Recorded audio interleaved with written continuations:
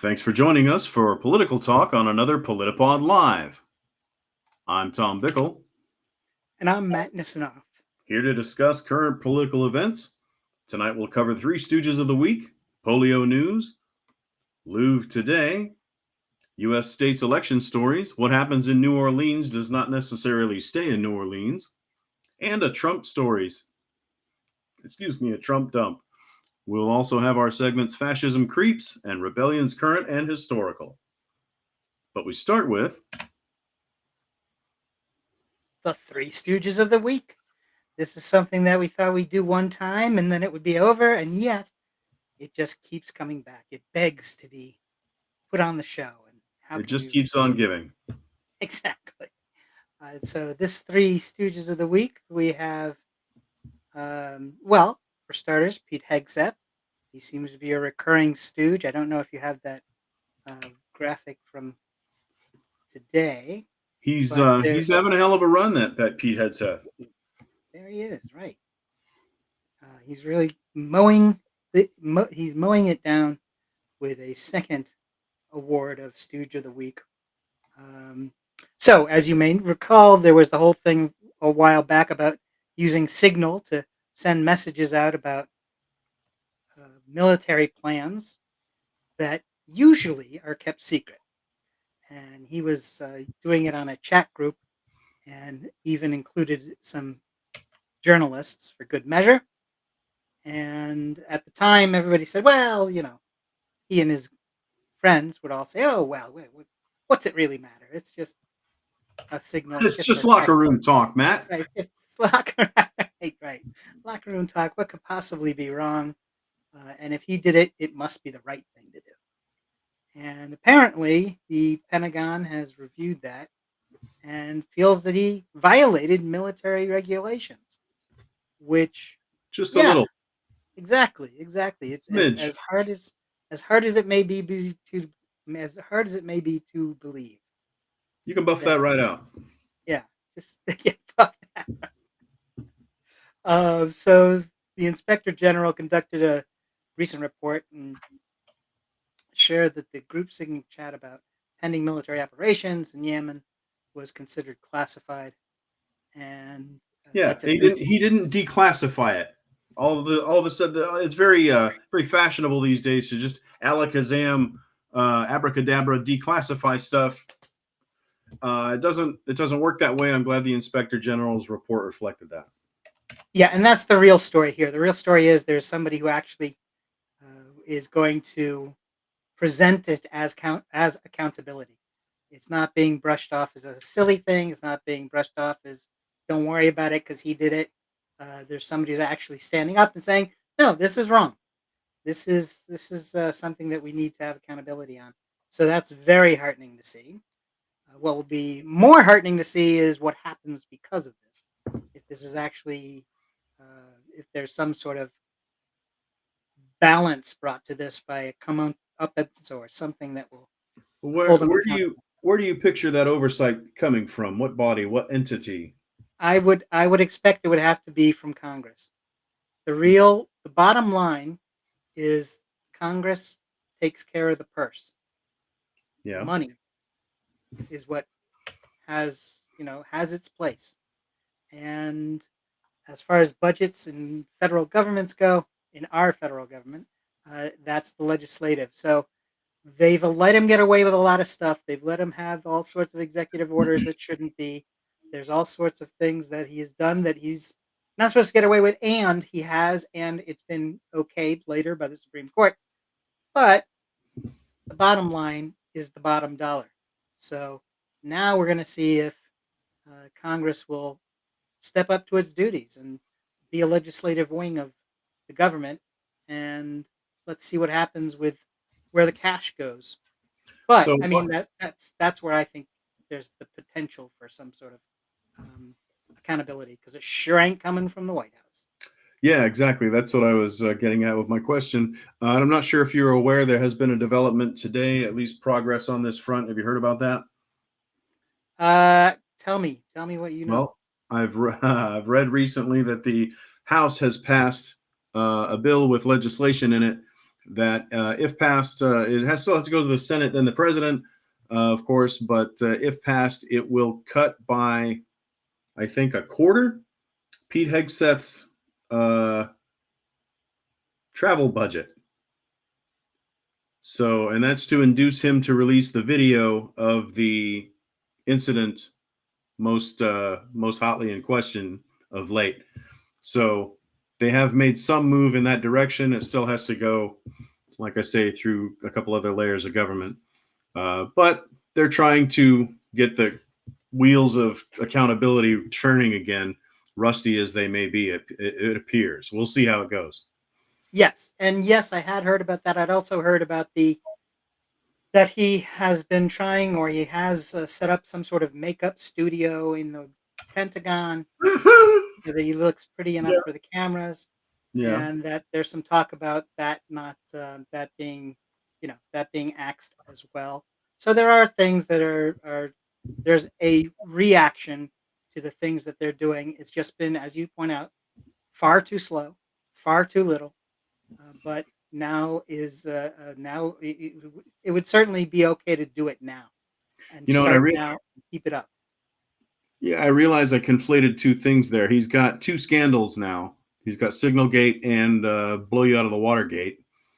And I trademarked that, by the way. That's mine. No. I believe And the kids so, are calling it the double tap. right. Double Tap Gate. Sure. And uh, so I conflated the two things. They both deserve some scrutiny. The travel budget is regarding the video of the double tap. This has gone heretofore unpunished, as far as we know, but it's a terrible, egregious uh, violation of what he's already done and been had the reported on. Um, who knows? As I've said before, I mean, he's hit what, 80 boats or more. Who knows how many other dozens of horrors await? How many? This is a pattern of conduct. This is not something we can't just because we've only seen a glimpse of one instance, we can't imagine that everything else was fine. You know what I mean? We'd be fools to assume that and not, everything else is above board, and this was some sort of a slip that whoops, it's a gotcha moment. No, this guy is. I suspect this man is pulverizing fellow human beings without compunction or reserve. And I would Yeah, like to see proof that it's not true before I believe. So, yeah, and trouble. it's his playing war down in Venezuela without regard to other lives, and that's the way he rolls. We don't need to imagine it; we know it. So we've got that. We've got whatever that was that just tried to dive bomb you. That should be taken to the Hague. There's That an goddamn alien fraud. life form loose in the studio, Matt. I am bravely broadcasting despite Under difficult fire. circumstances. That's right, under adversity. But yeah, so Hegseth is the whole Department of War nonsense. It's the Department of Defense, and he wants it to have a tougher name I and saw that be in. reasserted in Congress this week. I think it was Angus King who was saying it's called the Department of Defense. Congress changed names that, and if anybody changes it, Congress changes it. It's the Department of what I just told you. So Yeah, get that straight. He was telling somebody. I hate yeah. to say, I can't remember where or when. So right, so all those things are adding up, and they're starting to actually get the reaction they need. Now, of course, that just makes him Mo, and we still got two other stooges to go. That's true. So I want to make certain that we get to mention Nancy Mace. She has been raging against the House leadership and all those terrible men. And in her case, she's right. They are terrible men, and they are doing so. She's since she voted for the Epstein release list, she's been a little more vocal in her dissent, which, of course, there'll be a lot of work, both publicly and behind the scenes, to make her pay a cost for that. I mean, Marjorie Taylor Greene did the same thing, and between the two of them, I would expect Marjorie Taylor Greene to win a cage match with Nancy Mace. I mean, she's not exactly the toughest, the toughest person on the block, but it is notable that she is actually speaking out in ways that you have not seen Republicans speak out publicly, and certainly not the lackeys in Congress speaking out against Trump and against the leadership. And Johnson's pretty weak. I mean, that's not a news story. But for somebody to actually publicly state it and then possibly follow it up with actions, because she is in Congress, she could, uh, start moving to replace him or possibly something else. And so we'll see what happens. But you gotta acknowledge it. But it certainly makes her our curly of the week. Well, yeah, And she had said Nancy Pelosi was a more effective speaker. That's cutting it pretty low. That's right at yeah, the in shin. Republican circles, that's pretty Yeah, downright. that's Yeah, basically your mama in polite circles. So anyway, yeah, I just worth mentioning. worth mentioning. And frankly, she's absolutely right. I mean, Well, God whatever knows. you think about Nancy Pelosi, the fact is she was an effective leader. She knew how to count the votes before she tried to call something for a vote. She knew Right. how to whip people into the votes so that she had the votes she wanted, so that she could count them and get to the number she wanted. So she was, and she brought up the issues that needed to be brought up. So she was a very effective speaker.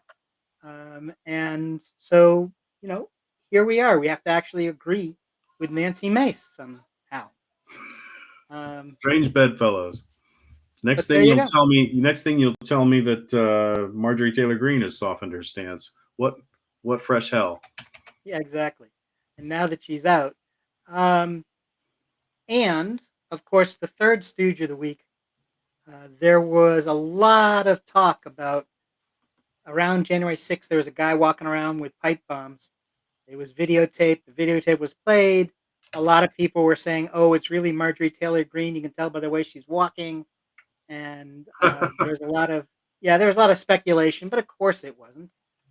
And it has been revealed now that it's a fellow by the name of Brian Cole Jr., a MAGA extraordinaire supporter and pipe bomber, laid pipe bombs out in front of both the Democratic and DNC and the Republican RNC, the party headquarters of both parties. And fortunately, they didn't actually work. So there's something. But the fact is, when you put a pipe bomb down, whether it works or not doesn't matter, because you're clearly intending to cause harm, and you're looking to kill people. So the official report is out, and is Brian Cole Jr., and certainly makes him our Larry of the week. So there we have it. We have the this week's Three Stooges, and I can't go away from this. Do you have something on Brian Cole, or because Well, I got to do one last thing? what do you think? Well, of course, the last thing I would do is the Shemp of the week. We can't go without mentioning the Shemp who's not there, but in this case, that's Alina Habba, who resigned as acting U.S. Attorney for New Jersey. And there's a lot of heavy lifting being done by the term acting in that sentence, because she was not particularly grounded in what she was doing, and certainly not at the level at which she was placed. And several cases were undone because she was on the case. And there's a lot of I've heard a couple of different things about it, that she says, I have to resign, but I'm not leaving, and I'll be back, and that they have given her a special uh, advisor role.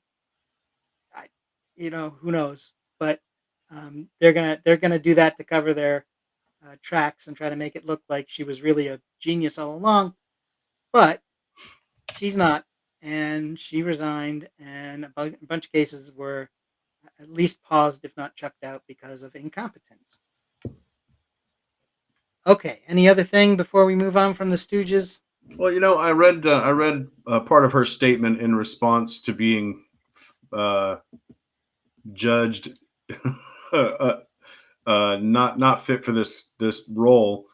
And she said, as a result of the Third Circuit's ruling and to protect the stability and integrity of the office which I love, I have decided to step down. ... If she was worried about the integrity, she wouldn't have been in this problem in this situation. So I thought that was a little disingenuous, and I don't know, trying to fool some of the people some of the time. Yeah, some spin on the way out. That's the Trumpian way. It's going to be, whenever something goes wrong or something's, spectacularly exploding in your face, you're going to say it was a benefit all along, really. And I and meant I to do it. was, yeah, exactly. I was there, and I was there because I was supposed to be, and I was fired because of, you know, whatever the conspiracy is of the day to let them try to justify it. And so this is nothing new, and just her turn to do it. Um, I don't know. Maybe she'll end up in the cabinet. Maybe there'll be a Department of Defense position open soon. Who knows? I have no insider information. I'm Right, saying this is right. Just alleged. speculated. Yeah, That's right. because this is not something I have any knowledge of. Okay, well, we are going to move on from our favorites there, the Three Stooges, on to I'm a big Marx Brothers fan actually, but yeah, for the show's sake, You're a good man. and the move on to our next issue, which is polio and polio eradication. There is an organization that's called the Global Polio Eradication Initiative that has been set up, and it's going to do some good work. It's going to protect 370 million children from polio each year. And that's after having suffered some significant cuts because the US and other countries, Germany and the UK, have all withdrawn funding. But after the US, who's the big guy on the block, right? And apparently, of that, it created a shortfall for that for polio vaccines of $1.7 billion. And so this GPEI has been set up to help cover the gap, and it is. It's going to cover $1.9 billion. However, 1.2 of that comes from the Gates Foundation, and they are working with the World Health Organization and some other private groups. So it's important to give them the recognition of the recognition they deserve because they're stepping up. My problem with it is this is just the sort of thing governments should be spending on. This is the sort of thing where you need somebody to put the cash in to cover these expenses because they are worth doing and they are going to eradicate polio. That's something that is a good thing. This is not a business deal. This is not, you're going to eradicate polio and then syringes are going to put money in your pocket or something, you're not going to wind up making a profit out of this. Right. And it should not be treated as something that the private sector should be doing. It's good that they did it. It's good that they're willing to, but maybe next year they won't be willing to because the bottom line might change or because there's something else of some other business means that's more important or just something else that catches their eye. So personally, I'm torqued by this kind of thing. I don't like seeing this happen, but they're covering a 1.7 billion shortfall by giving 1.9 billion to cover the cost. So you gotta, so for this year, you got to point it out that they had to do it, which is ridiculous, and that the governments are because they're withdrawing for their own purposes. They are there's not only shortfall of cash, there's a shortfall in ethics and morality and doing the right thing when we need people to do the right thing. Is my opinion. There's some red speckled little kids in Kentucky who would love to tell you about how government doesn't need to help with uh, healthcare and prevention. And yeah, it'd be better if USAID was doing some of this work. And we're seeing, yeah, it honks me off as well, Matt.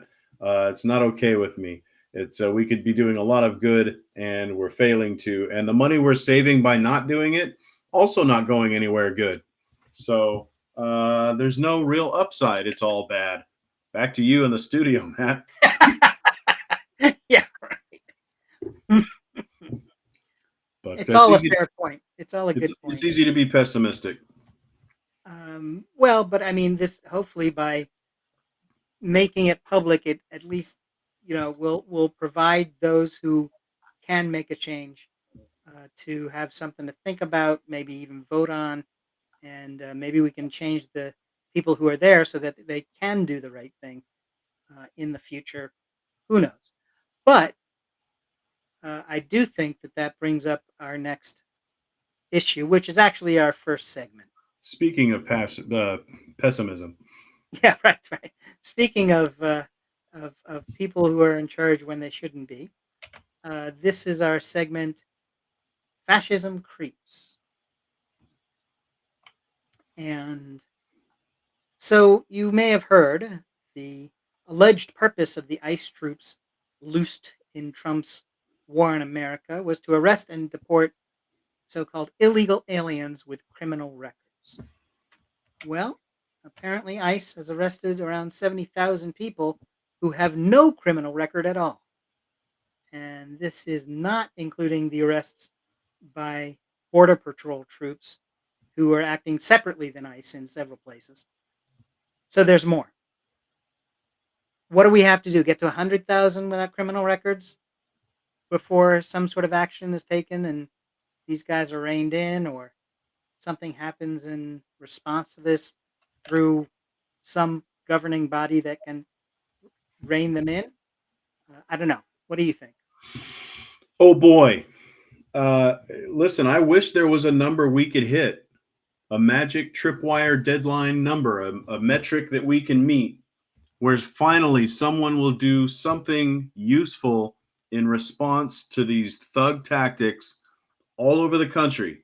I wish 100,000 would do it, Matt.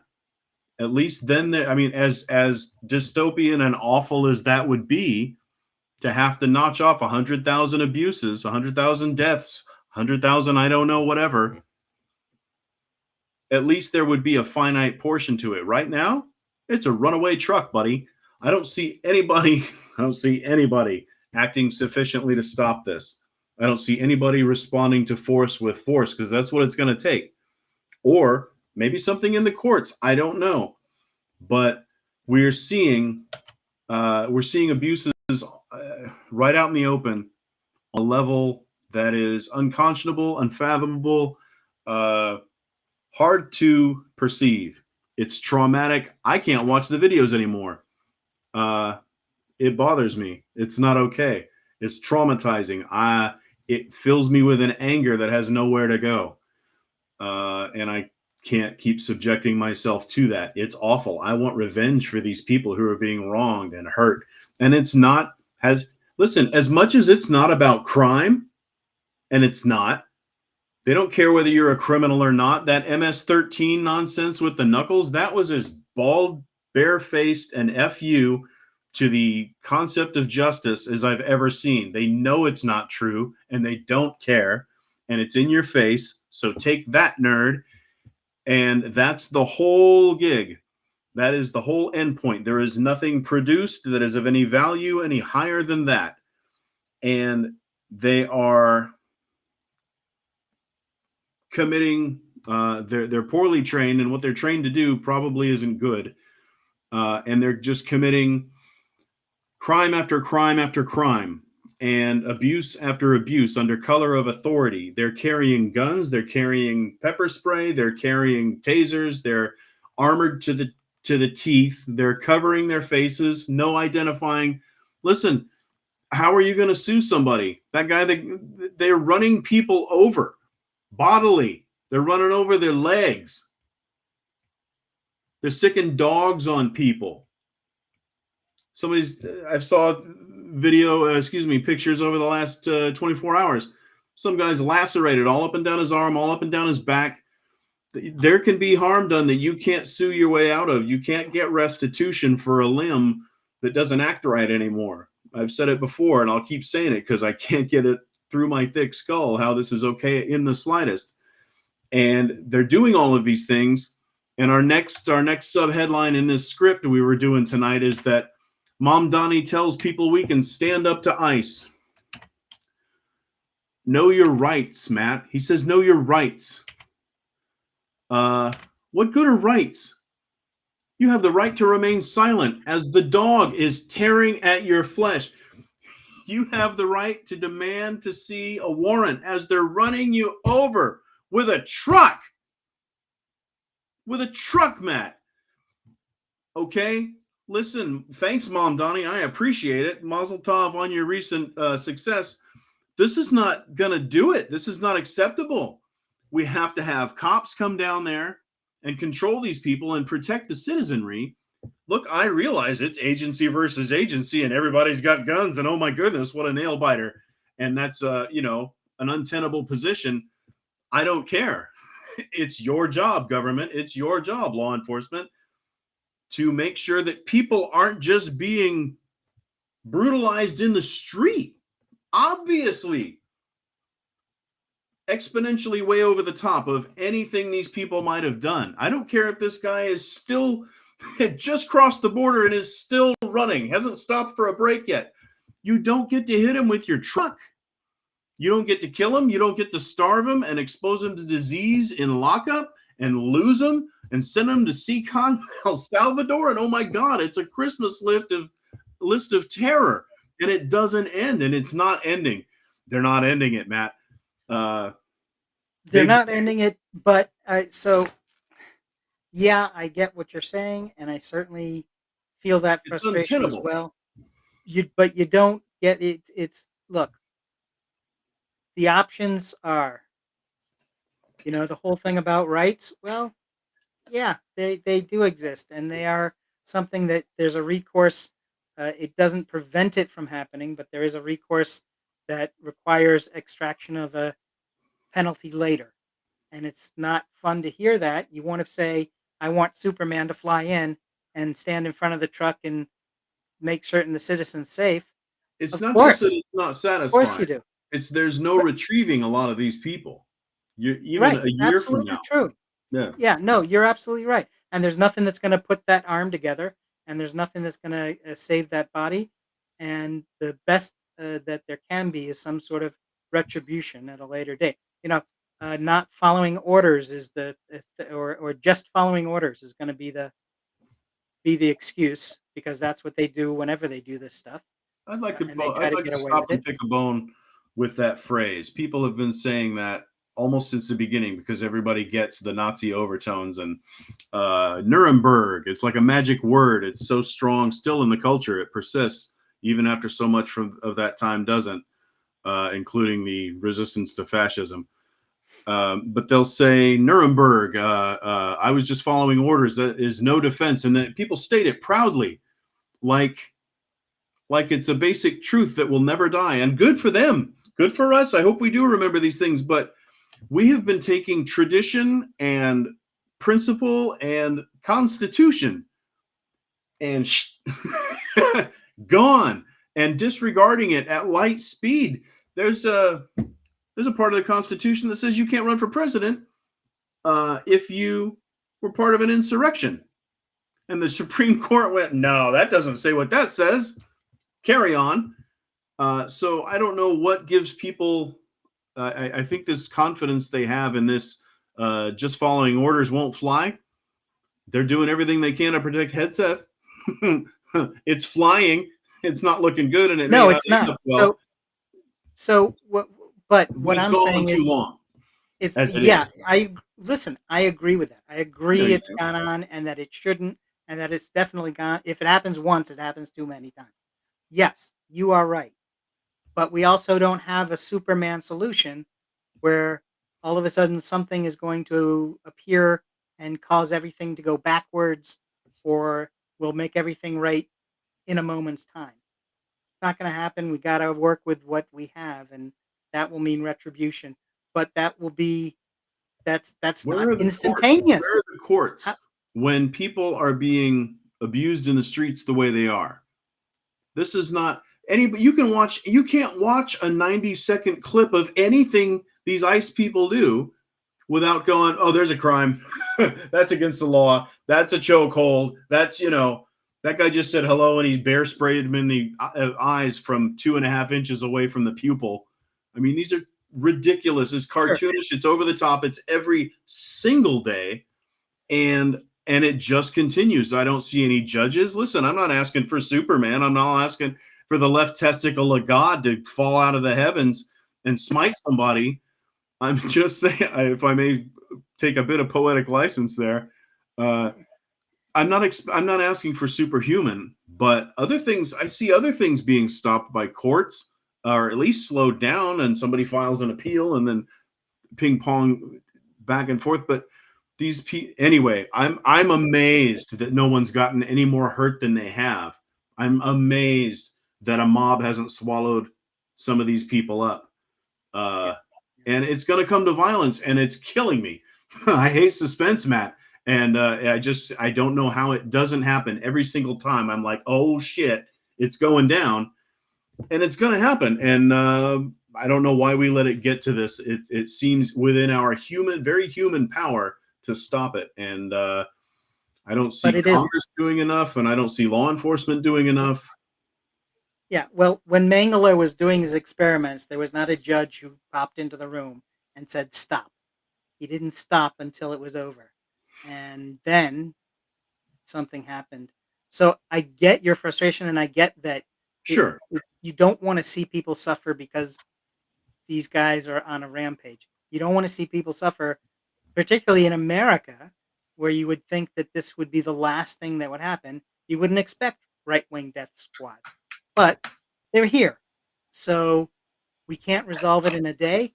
We're not gonna. As you say, right now, nobody's gone to the extent of um, of of being the opposition and being the resistance and blowing up their cars, in the parking lot yet. But as you say, it's the kind of thing where every time they go out, that increases the chances that something like that will happen. Now, maybe it will just be somebody gets in there and pours sugar in the gas tank, but something's going to happen. And the reaction being violence increases every time those guys go out. And you're absolutely right about that. But we also can't do anything about that because there's, that if somebody does, if Luigi goes out and shoots a CEO, Yeah. CEO's still dead, they're gonna arrest Luigi. Okay, that's what we're talking about. Sure. The people are not gonna. Unfortunately, people are gonna get hurt, and you're absolutely right to be angered and upset and freaked out by that. And certainly, especially if you happen to live in a city in America, because that's what's being targeted, right? Is the bigger cities and the Democratic strongholds. So if you're in any kind of an area like that, of course you got to be concerned. Of course, Mom Dami's going to say, "Know your rights," and do the the the resistance that is legal. He's not going to say, "Go Yeah. and stuff a pipe bomb up a nice guy's, ass." Right. He's not Something going to say it. a little more viscerally satisfying to a certain crowd. I get you. I get you. But uh, what more? What more could I ask Mom Donnie to do or say? I guess. But still, it chafes that this advice is so little, is so inadequate to the task. You have the right to remain silent. They're running people over with trucks. They're dragging them out. They're beating the shit out of them. They're giving them a nice sound beating. They're not giving them their medication. I got high blood pressure. I'd be dead in a week. Something would pop, especially under these excellent conditions. I would frickin' die. What do you want me to? I mean, I don't know what to tell you. They're not being held in good conditions. People are dying and getting lost, and they're getting sexually abused. I don't trust any of these thud buckers behind closed doors. Stories already are leaking out that people are being sexually abused, and it's a travesty. And I don't know. I can't sit still about it. Yeah, no, it's good. It's good that you're not. I mean, this is your way of responding to it. I guess. Um, okay, Loudly, intolerably. excellent. And we are going to come back to that and and agree and disagree about it for a long time to come in many Absolutely. other episodes. But for right now, we're going to move on and see what water can do, what sort of damage water can do. It's water under the bridge, Matt, I think is where you're going. Segue. Nice. As if the Louvre didn't have enough problems Right? They recently. can catch a break over there. They are, yeah, they are. It is something's happening, and now it's. Is there something in the water, Matt? Come on. That's true. Excuse me. But speaking of water, there has been a water leak at the Louvre, and it's damaged part of a antique book collection of Egyptian um, articles, Uh, materials. I beg your pardon, sir. I've done some recent reading a little deeper, and it wasn't actually antique books, at least on the report I read that came out. Please. It was books that the scientists used to study. Uh, they're more like reference books. So they weren't actual ancient texts. They weren't ancient tomes. They were more contemporary, 19th, 20th century. So more textbooky, I think. Yeah. Okay. No story. Let's move on. Um, Shooting that segment right in the face. no. Excellent. So I'd not seen that. So thank you for I hadn't reminding me. either. I thought it. I Thank you. also thought it was like ancient, dusty mummy diaries or something. That's how it was initially reported, and so egg on our face. But luckily, the Louvre has water that we can wash ourselves off with, and apparently, it's also a leak that has been known about for years. I mean, this is not something that just that the water pipe broke or that someone tried to flood the place to try to break in and steal some more stuff. And they It's also recently had to close off a wing because of structural deficiencies, Matt. This is a palace. What is going on at the Louvre? But they've, you might, I don't know if we've reported, reported is a stretch. If I've said over this broadcast recently, but they raised the ticket prices for foreigners, for tourists, so that people like me go to the Louvre. They're gonna significant increase, so to help to pay for these improvements and maybe buy some new jewels. excellent. Unmelt them. I don't know. I don't know where you find new Yeah, ancient tools, but right. Yeah. They'll replace those irreplaceable artifacts. exactly. Well, and that's another thing. I mean, that's it's sort of weird that now they're saying it was just texts and journals and stuff instead of that something of value was lost. Oh, don't worry about us. It was just a couple of textbooks. You But know, if that is true, I mean, that's probably the best case scenario, right? Is that I mean, at absolutely. least Geez, it can't get much worse at the Louvre. They got one wing falling down and succumbing to gravity. Another one's been robbed blind. To have a third one, oh yeah, we just dumped a couple hundred gallons of water on the Pharaoh's, recipe book or whatever. I don't think they could survive a number three that powerful. So thank God it's just a couple of or a bunch of textbooks, Egyptology journals, and scientific documentation is what I've reading here. But well, but I will say this. I think one of the things that I saw that I don't know has been particularly mentioned or at least not widely reported is that it was a group of workers. They decided that they were going to go on strike to bring this to the public's attention because it's been a long-term problem because it's repeatedly occurred. These leaks and other un, not being responsive to damage and problems. Always, I'm sure, in the name of austerity.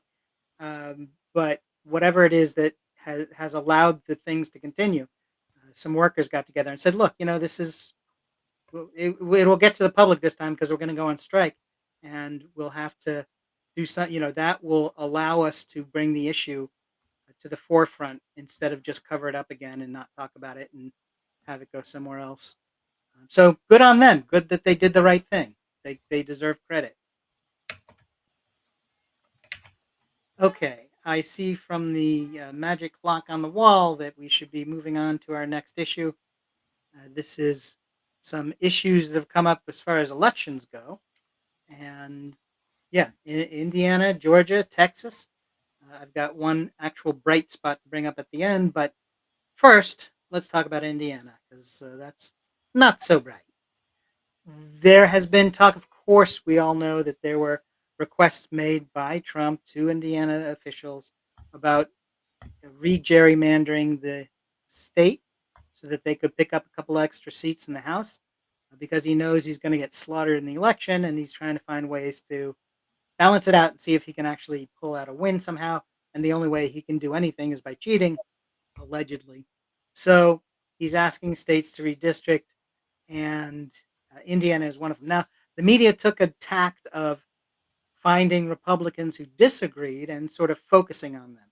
There was one senator in the previous episode of PolitiPod Live, you had brought up that there was someone who had, um, um, there was a state senator who became very upset and um, because of a term Right. used for Yeah, the R mental word. issues that his daughter has. And right, Trump said it about Governor Waltz up in Minnesota, and this state senator said, "Look, that's not acceptable." And so I don't know. I don't know. He calls me and wants to talk to me. I don't want to talk to him. He's the president of the United States. He has more important things to do than to talk to a state senator in Indiana, and I don't want to talk to him, and I don't want to support him on this, which is good, but then the numbers come up, and you kind of go, well, maybe it's not as good as you might think. Um, there is um, in the state senate there are 50 seats. The Republicans have gerrymandered things already, so that there is 40 of them are Republican, so only 10 Democrats. The bill like this required a majority, simple majority, so it required 26 votes. What that means is that there's about 14 spare, if you care to look at it this way, there are 14 spare Republican votes. So if you go to your caucus and say, if any of you have a problem, here's your free pass. We've got our 26 votes. We can assure we're going to get over 26. So we're going to get what we want. So if you have a problem, say it. Go ahead. Don't vote for it. We got what we need. We don't need you on Gotcha. this. So there's So he got to something take there. his principled stand, and it didn't matter a fart in a tornado. Right. And it gave the press something to say, oh, there's really going to be a hiccup in this process and it's going to save democracy because there are going to be people who stand up against it. Not so much. Not what that was not what was needed, I should say. So they had about 14 spare votes, and they could afford to lose a couple. Um, and so in other words, Indiana passed the bill, so they are going to continue to gerrymander, I should say, because their state is uh, there. There are those who say that if you have a 40-10 state senate lead in votes, could be caused by gerrymandering. That's one thing that could cause it. So allegedly, it could be some kind of gerrymandering has already happened there. But they're going to get 2 more seats out of it. And of course, we've heard about Texas. The deadline for following was this past Monday as a candidate. So they needed a map. They had to have a map because they had to have people file and they had to know what freaking district they are in and that they're running in. So the map was the one that nobody outside of Texas was people who were concerned for democracy outside of Texas wanted to hope would not pass. They had to do it.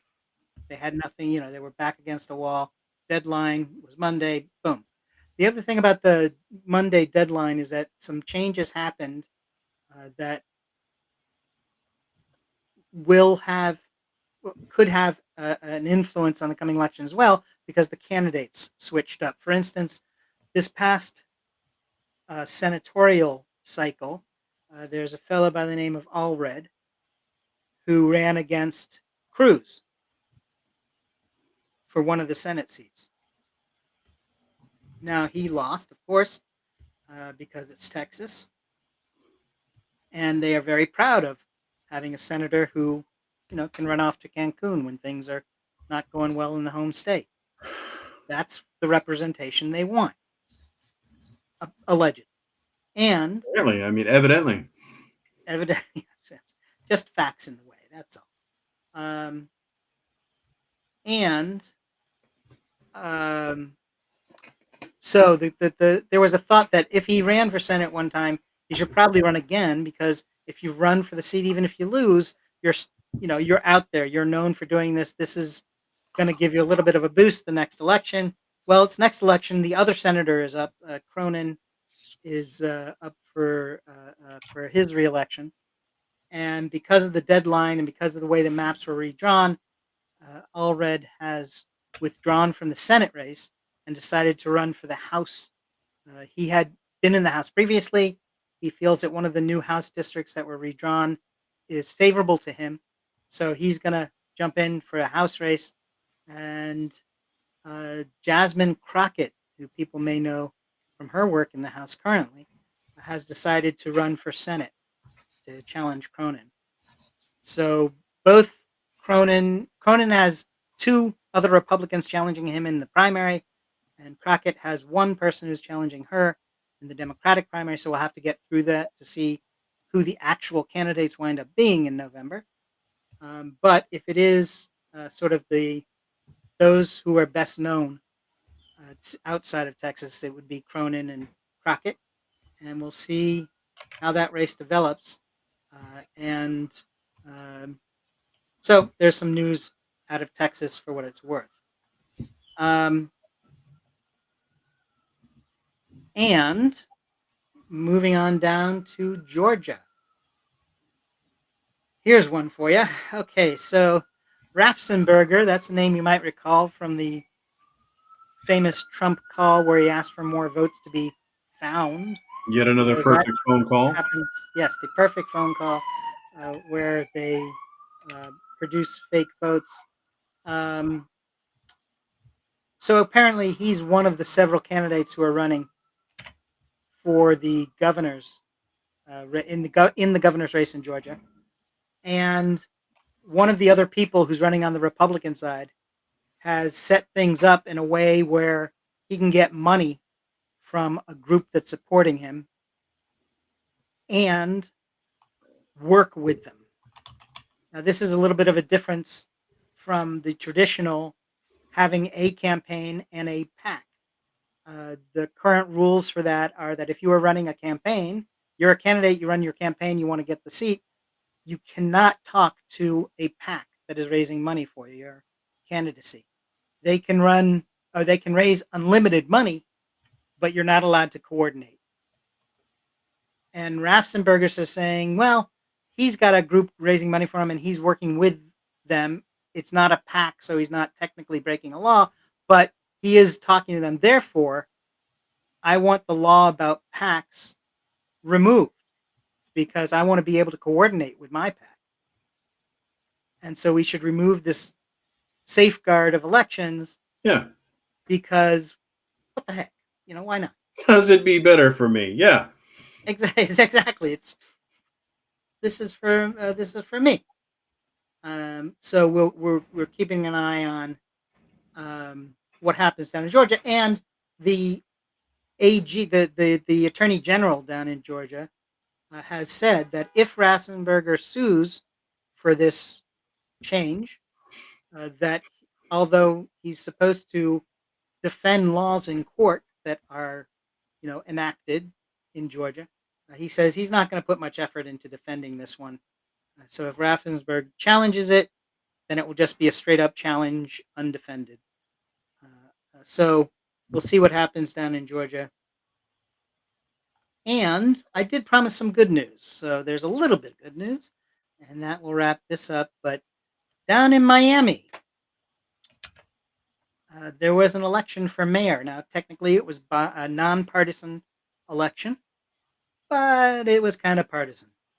Clearly, the Democratic folks, famous Democrats and Democratic elected officials across the country, were supporting one person, and Republican candidates and elected officials were supporting the other candidate. In fact, Trump himself endorsed the fellow there, Gonzalez, who was running.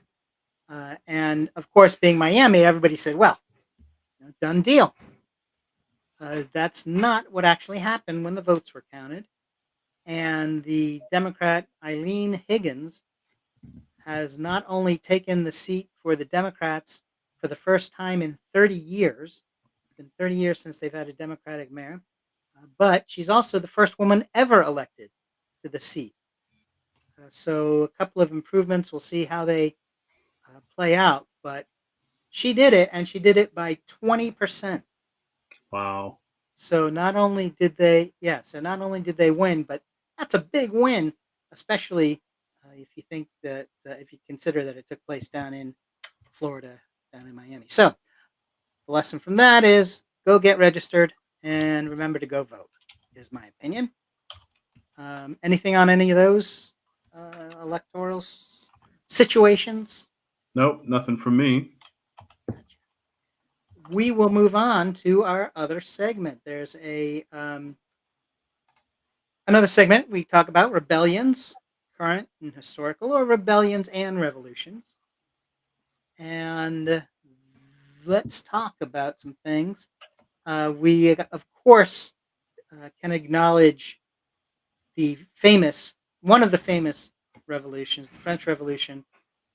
The After the Americans stirred the pot, the French decided they liked that idea, so they thought they'd follow up on it. And between 1715 and 1789, the French population had grown from 21 to 28 million. That's 20% of whom were living in towns and cities. And Paris was kind of crowded too. There were 600,000 people, which, it's a lot of folks. And so there's a tripling size of the middle class, which comprised about 10% of the population by 1789. Despite the increase in the prosperity of the times, the benefit was largely restricted to the renters and the mercantile classes, and while living standards fell for wage laborers and peasants. So that leads to a little bit of a problem when there's such inequality between separate groups. They just needed to let it trickle down, Matt. Yes, exactly. What is the French for trickle down? I'll have to look that up. There you go. Well, so there was an economic recession that hit as well. So when you add in a little bit of bad economic news on top of disparities between ever widening disparities, Well, and bad that's management at the top. They weren't running the country well, so the things crashed partly because of their ineptitude. there you go. So the leadership is not capable. The economics are not good. And then on top of it, there were bad harvests for a couple of years in a row. So people were unemployed. The food prices were going crazy. And so there were both financial and political crises that were occurring all at one time. I can't think of any similar kind of situation. Things are going so good here. Thank God it couldn't happen here. Yeah, I don't know. Well, You don't know how but good you've got it. That's what I understand. That's what I hear is being said in the halls of power. exactly, We don't know how good we got it. exactly the most excellent economy ever. You don't need more than 2 pencils or 2 dollies for your child, Matt. Right, right. That's all Don't you get need. things for old people this Christmas. That was another suggestion.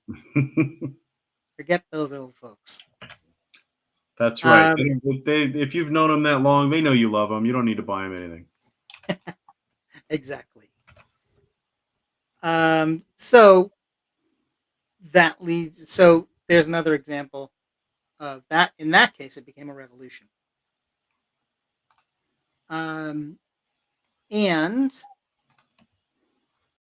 another thing that we were talking about, I think we were there was actually we're going to leave it at the French Revolution for this episode, and kind of think that through. See if there's any sort of parallels that you can think of, or that might be worth making comparisons with.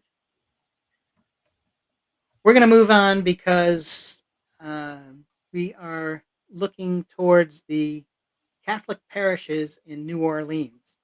So from France, that's kind of a half step, but it's certainly a different story.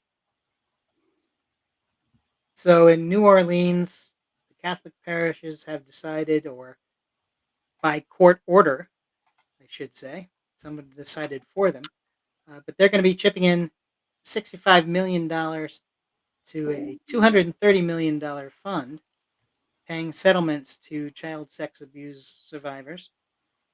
And the court also ordered that in combination with the money, they have to set up protocols and reporting requirements and oversights and a survivor's bill of rights, and create a public archives where all the materials of those who have been abused is kept and publicly accessible. So there is a very major decision in a case that was worldwide, that really has certainly implications, and not just hiding these things, but actually responding to them. So there you go. That is, I believe, some of that accountability that we were talking about.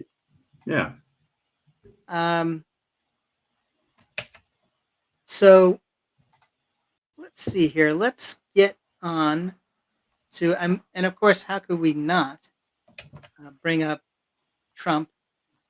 We've got to move on to our segment, Trump Dump. And there he is. I guess we don't have a picture of the jet,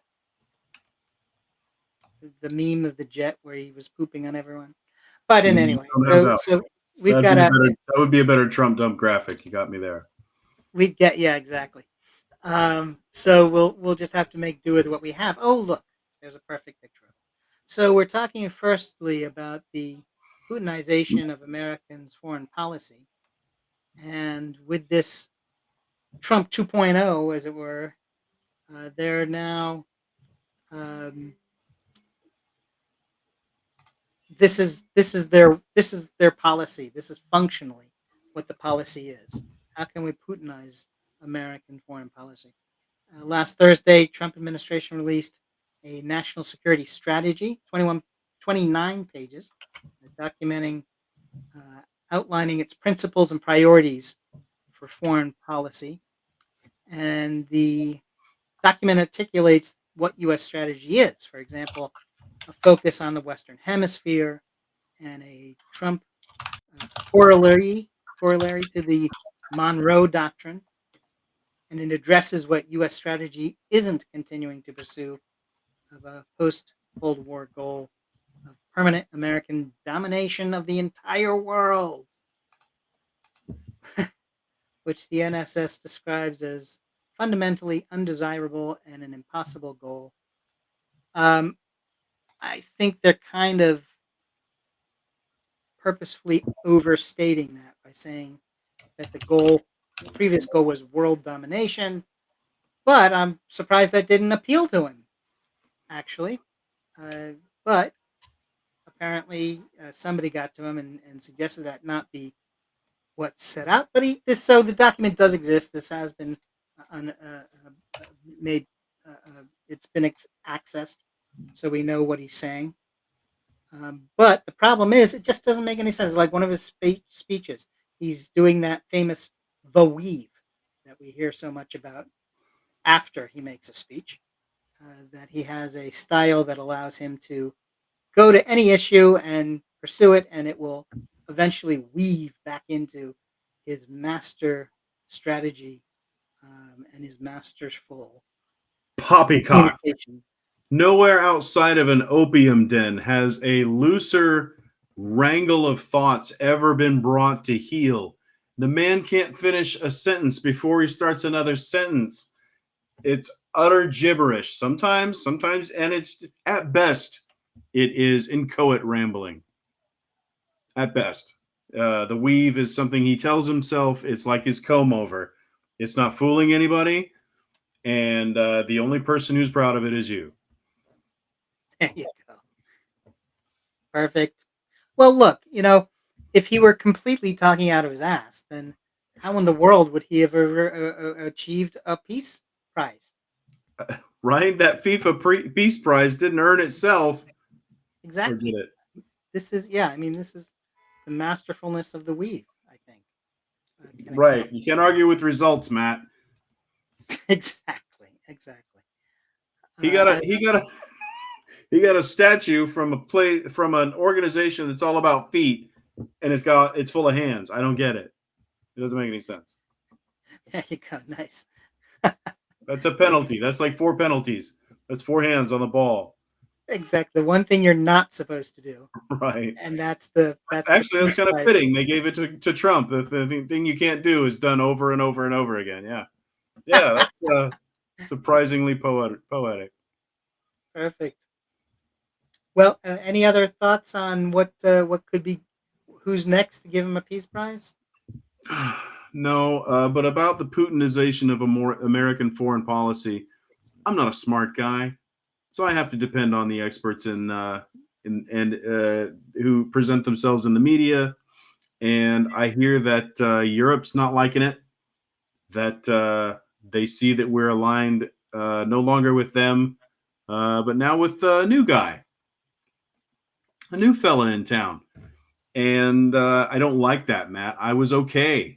I was just getting comfortable and cozy, being a benefit to Europe, and then being a benefit to us. And now, I mean, Putin's on the ropes. He's spent like 1 million people on this thing, and now we're gonna bail. We're gonna fail. We're gonna wilt.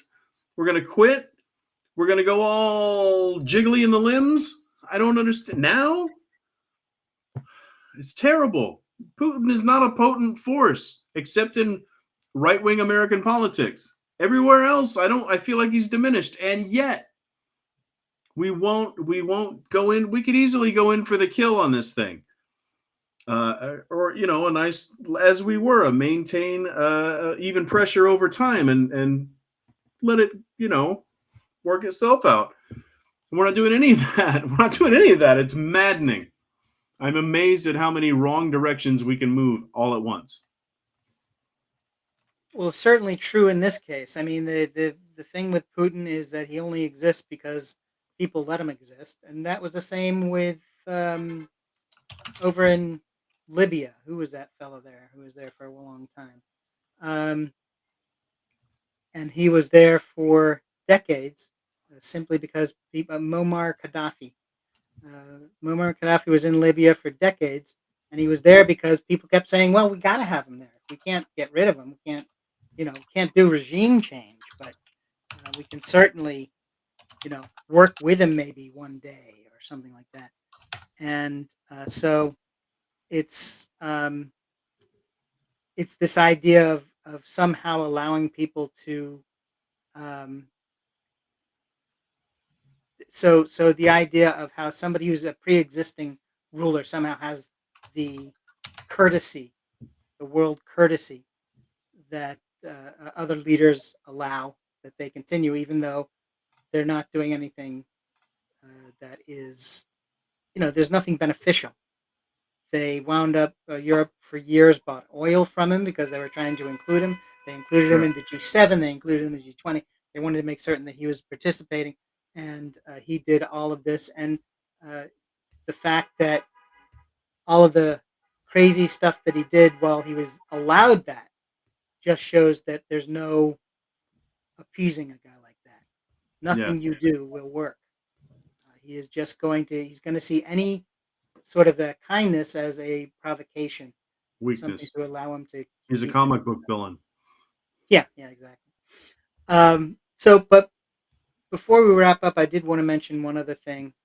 which is that lurking in the news sort of a week or so ago, there was a story about there being, um, while Trump is destroying healthcare, and while the Republicans are happy to avoid doing anything to work on fixing it, with constant promises. I think it's 9 years or 10 years now that they've been promising a coherent health care policy that could be out in a week if you put your effort. Oh, well, a month. Let's say a month. If you really put yourself to it, you could probably get it out some in a reasonable time frame. But they're working on 9 years of avoiding doing anything reasonable or sensible or potential.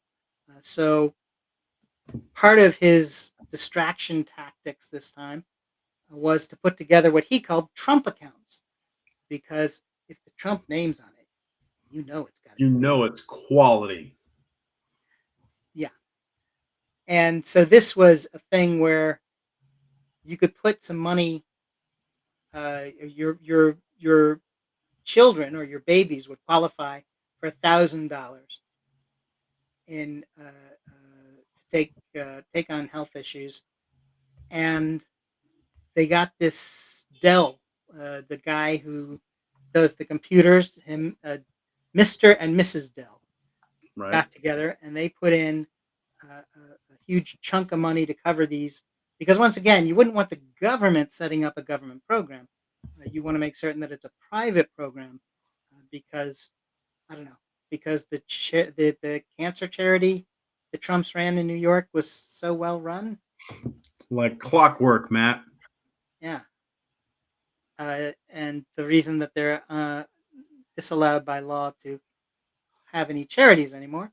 But Forbidden. Forbidden. yes. So I don't know if we have something from the announcement there from the Dells, and that shows that they're acting in good faith and want to just help. And once again, this is that sort of thing where it's a private benefactor who is doing something that is woefully inadequate, and certainly, um, next year could be something else, could be completely Nothing at all. abandoned. That's right. And what would you do? Well, you wouldn't do anything about it because they don't want to do it anymore. But we can see about the Dells. Let's hope the Dells are continuing in the public view for the time being, and maybe several more weeks. But I tell you what, let's move on to. We've got to make certain that we get in this week's Epstein count up. This is, if you've seen Absolutely. the show before, you know this is a something we do consistently because we have to, or because it's true. And in this case, the days since the unredacted Epstein list has not been released is 3,830 days and counting, and we'll continue to count. And there you jolly well are. Thanks for joining us for PolitiPod Live for Political Talk. You're welcome to join us every Wednesday at 6 p.m. Pacific, 9 p.m. Eastern, right here for PolitiPod Live. If you'd like a political laugh, you can join us and a half dozen of our friends for our monthly political comedy podcast, PolitiPod. You'll find that at soundcloud.com/PolitiPod. This is Matt Nisanoff And I'm Tom Bickle. saying good night.